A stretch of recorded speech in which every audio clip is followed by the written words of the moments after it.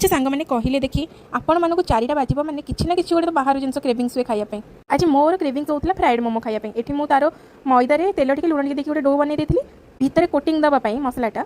मु एठी नेथिली पियाज बंधाकोबी गाजर आउ पनीर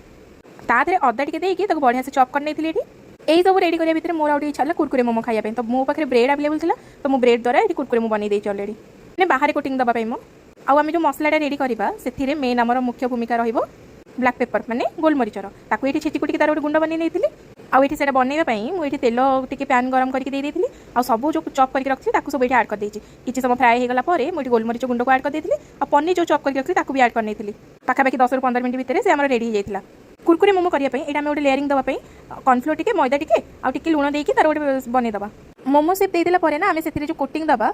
ब्रेड क्रम्स सेटा को अठा भिड़ी रखला भाया तार ये मोटे बन देती और तापर ऊपर कोटिंग दे देकी आम अलरेडी तेल गरम करके रखिथिबा तापर गोटे गोटे कर छाणी नबा